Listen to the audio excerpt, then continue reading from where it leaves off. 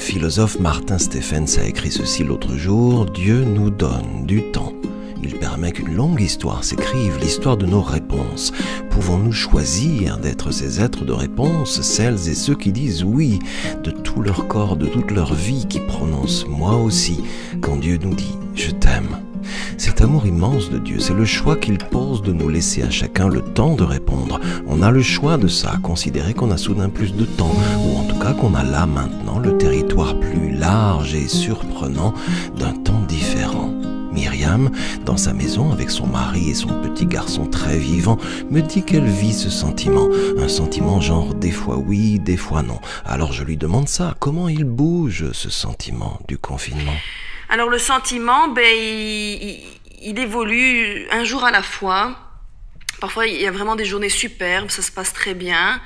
Et puis, il y a des moments, parfois, dès le matin ou le soir tard, je commence à avoir des angoisses. Et du coup, je fais une introspection, j'essaie d'axer sur le positif. C'est clair qu'on passe du temps en famille, mais je suis aussi reconnaissante que nous sommes en bonne santé, que nous avons l'opportunité d'être à la maison et de faire quand même du bien autour de nous, avec d'autres moyens que le face-à-face. Voilà, il y a des jours avec, il y a des jours moins, mais il faut vraiment s'accrocher, penser au positif. Moi, je suis déjà de nature comme ça, très dynamique et positive, donc je veux pas que ça impacte mon moral, ma personnalité. Oui, parce que ça nous affecte évidemment, et pour certains, intérieurement d'ailleurs, c'est un vrai combat. Les psychologues s'accordent pour nous dire qu'il va falloir apprendre à gérer ces combats, ces angoisses, sans quoi notre reconstruction sera difficile. Parce que oui, pour beaucoup d'entre nous, ça commence à être long, très long ce confinement. Certains disent traverser du désert. Traverser du désert, c'est le nom d'un parcours de lecture initié pour le groupe de jeunes de l'église de Myriam. Et Myriam me dit que ça lui fait beaucoup de bien. Ça me permet au quotidien de méditer 1 ou 2 chapitres et ça me discipline, ça me donne un cadre. Ça me motive aussi parce que voilà, c'est pas parce qu'on a plus de temps que forcément j'ai un peu plus de motivation ou quoi. Donc cet encadrement me fait du bien et j'analyse le côté humain des personnages, de ce qu'ils ont vécu, le temps qui s'est écoulé entre la promesse que Dieu leur faisait, l'accomplissement, et je remets au goût du jour. Ensuite, on a créé aussi un groupe sur Skype de femmes provenant de tout horizon. On se réunit pour s'encourager, pour prier ensemble, remettre nos requêtes.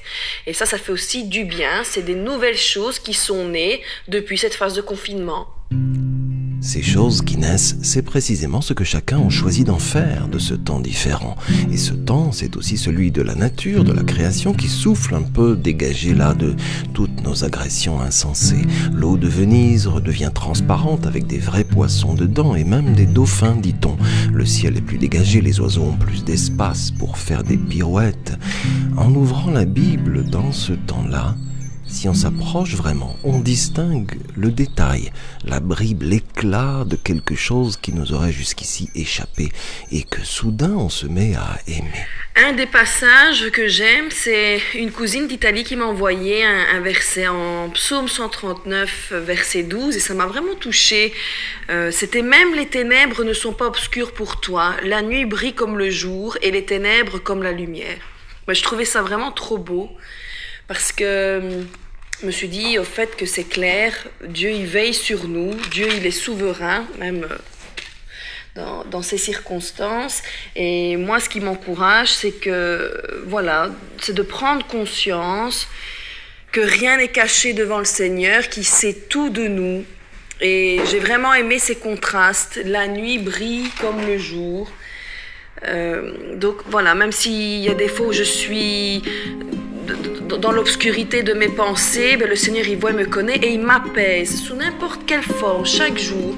Comme il y a des jours où je suis en pleine lumière et que je me sens bien, il me connaît, je suis son enfant et ça me fait du bien.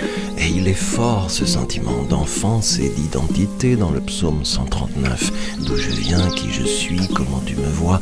Nous avons un temps pour remettre Dieu au centre de ça, dire « Regarde au fond de mon cœur, connais-moi, vois mes pensées, vois mes soucis », comme pour dire de ton grand amour si grand, si patient, n'arrête pas ce que tu as commencé en nous.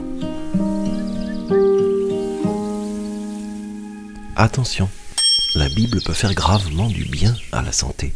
Elle ne contient ni diluants, ni agents toxiques, ni substances allergènes.